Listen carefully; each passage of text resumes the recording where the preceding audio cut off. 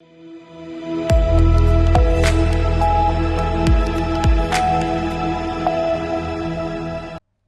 सी news Bharat में आप सभी का स्वागत है। वक्त हो चुका है बिहार झारखंड बुलेटिन का।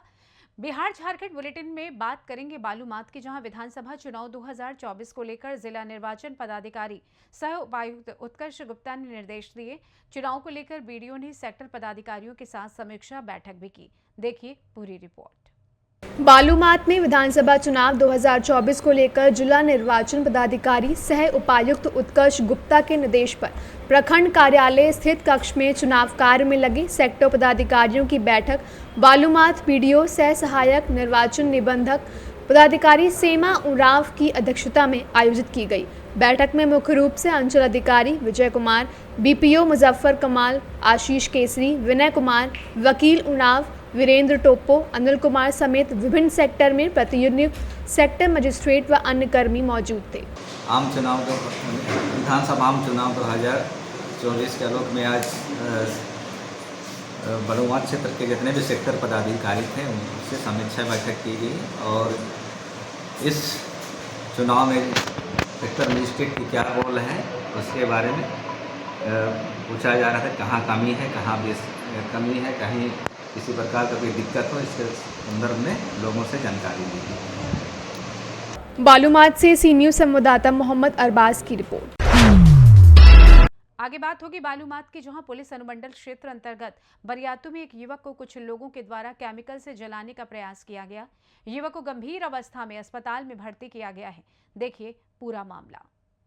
बालूमाथ पुलिस अनुमंडल क्षेत्र अंतर्गत बारियातू में एक युवक को कुछ लोगों के द्वारा केमिकल से जलाने का प्रयास किया गया। युवक को गंभीर अवस्था में अस्पताल में भर्ती किया गया है। कुछ लोग इस घटना को प्रेम प्रसंग के मामले से जोड़कर बता रहे हैं। हालांकि पुलिस ने पूरे मामले की छानबीन शुरू कर दी है। करके 8:30 बजे अपना बेडरूम में सोने के लिए चला गया। उसके बाद इसको वहीं से अगवा कर लिया गया और उसके बाद इसके साथ मारपीट किया गया और तेजाब डालकर छेड़कर इसको जान से मारने का प्रयास किया गया और इसको बारीक खाप बोंगाट टोला से उठा करके मारपीट करने के बाद इसको ला करके फेंक दिया शैलेश करेसा का खेत में। और उसके बाद जैसे ही अपना इस लड़का का होश आया, उसके बाद ये अपना दोस्त के पास फ़ोन किया और उसका दोस्त हम लोगों के पास फ़ोन किया, इनके पिताजी के पास। उसके बाद जो है हम लोग तुरंत आनंद फानन में गए कि फलाने जगह में उसको कोई मारपीट किया हुआ है, वहाँ पर पड़ा हुआ है। अब हम लोग गए, मकई ज़्यादा लगने की वजह से हम लोग को खोजने में कम से कम 15 से 20 मिनट टाइम लग गया।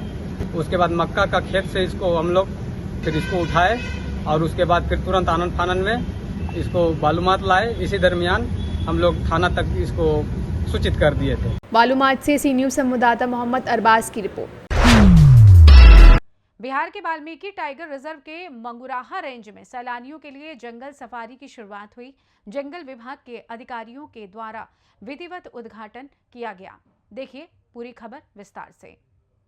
बिहार में वाल्मीकि टाइगर रिजर्व के मंगुराहा रेंज में आज से सैलानियों के लिए जंगल सफारी की शुरुआत कर दी गई है, जिसका जंगल विभाग के अधिकारियों के द्वारा विधिवत उद्घाटन किया गया। वाल्मीकि टाइगर रिजर्व में सोमवार से जंगल सफारी शुरू हो गई है। बीते 4 माह बाद पर्यटकों के स्वागत के लिए वीटीआर पूरी तरह सज धज के तैयार है। वीटीआर के मंगुराहा पर्यटन केंद्रों पर जंगल सफारी शुरू हो गई है। पर्यटकों का स्वागत धूमधाम से किया गया। आपको बता दें कि हर साल देश के कोने कोने से हजारों की संख्या में सैलानी बिहार के इकलौते वाल्मीकि टाइगर रिजर्व में जंगल सफारी का आनंद लेने पहुंचते हैं। बरसात के बाद फिर से दोबारा सैलानियों के लिए जंगल सफारी शुरू की गई है, जिसका आनंद आप खुद भी उठा सकते हैं। जो अभी खुशी की बात है, हम लोगों की इस वर्ष का जो है टूरिज्म सीजन की आज शुरुआत होगी। हम लोग दोनों जगह पे हमारा जो है टूरिज्म का वाल्मीकि नगर में, यहाँ पे मंगुराहा में, तो टूरिस्ट का मतलब खुशी से मतलब आज हम लोग शुरुआत कर दिया गया है। इसमें जो है एक चीज़ हम लोग पूरा तैयारी करके रहा है, लेकिन वो मंगुराहा में जो अच्छी खासी बारिश भी हो गया है, लेकिन फिर भी हम लोगों का मतलब टूरिस्ट मतलब बहुत उत्साह के साथ अभी सफारी शुरू हो गया है। किन किन पर्यटन केंद्रों पर इस बार सफारी शुरू होगी? हम लोग का जो मेजर है जो वाल्मीकि नगर, उसके बाद मंगुराहा है, उसके बाद हमारा जो है गोवर्धना है। तीनों सफारी का मतलब हम लोग शुरुआत हो चुकी है। अभी जैसे जैसे अभी आपकी मौसम भी मतलब गर्मी का मौसम समाप्त होते हुए अभी विंटर का जो अभी आगमन शुरू हो गया, जैसे हम लोग का मतलब टूरिज्म बढ़ते बढ़ते जाएगा। हर जगह पे अभी मतलब आपकी भीड़ होने की आपका देखने को। बिहार से सी न्यूज़ संवाददाता समीउल्लाह की रिपोर्ट। चर्चा होगी कैमूर की, जहां पूर्व उप मुख्यमंत्री और राजद नेता तेजस्वी यादव को रामगढ़ में होने वाले उपचुनाव से चुनाव लड़ने की चुनौती मिली है। क्या है पूरा मामला, आइए दिखाते हैं विस्तार से।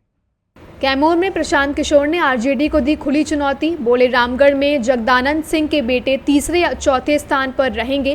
तेजस्वी में हिम्मत है तो यहां से चुनाव लड़कर दिखाएं। प्रशांत किशोर ने आज कैमूर से पूर्व उप मुख्यमंत्री और राजद नेता तेजस्वी यादव को 13 नवंबर को रामगढ़ में होने वाले उपचुनाव में रामगढ़ से चुनाव लड़ने की चुनौती दी है।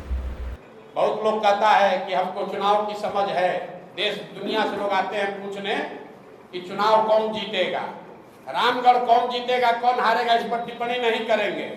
लेकिन जिस सज्जन का आप नाम ले रहे हैं, जगदानंद और आरजेडी यहाँ तीसरे या चौथे पायदान पर रहेंगे, नहीं रहेंगे तो हमारा आकर गर्दन पकड़िएगा, ये बयान चला दीजिएगा, ये बयान दोनों चलाइएगा।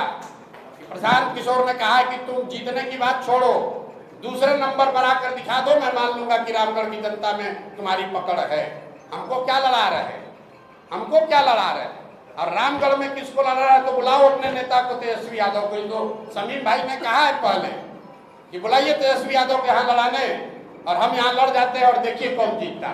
कर लीजिए फैसला, एक वर्ष तेजस्वी जी लड़ जाए, एक वर्ष हम लड़ जाए, यही रामगढ़ से लड़ जाइए। अरे जीत हम अपन, दो बात है, जन सुराज जीत हार का दावा नहीं कर रहे, जन सुराज की बात किनारे हमने कह दी, लेकिन प्रशांत किशोर चुनाव जानने, लड़ाने और आकलन करने के लिए ही आप हमको जानते हैं, देश जानता है। हम उस आकलन के आधार पर बता रहे हैं कि आरजेडी, जगदानंद सिंह और उनके बच्चे, रामगढ़ की जनता सबसे ज्यादा अगर किसी से नाराज है तो उनसे नाराज है, और उनकी लड़ाई इसकी है कि वो तीसरे पर रहेंगे कि चौथे पर रहेंगे, पहले दूसरे की लड़ाई में वो है ही नहीं।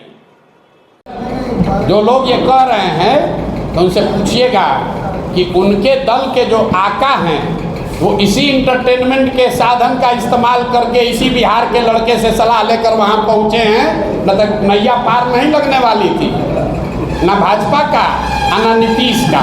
ये मालूम है ना आपको, हमको बताने की जरूरत नहीं है कि 14 में कौन उनको मदद किया, 15 में यहाँ नीतीश का कैरियर को किसने बचाया, न तो जहाज डूब गया था पूरा, मांझी जी लेकर भाग गए थे। कैमूर से सी न्यूज़ संवाददाता ओम प्रकाश तिवारी की रिपोर्ट। रोहतास में बिहार सरकार द्वारा ग्रामीण क्षेत्रों में स्वास्थ्य व्यवस्था में लापरवाही का मामला सामने आया है, जहां जिले के नौहट्टा प्रखंड के हेल्थ एंड वेल्थ सेंटर में ताला लटका हुआ दिखाई दिया। क्या है पूरा मामला, आपको बताते हैं विस्तार से।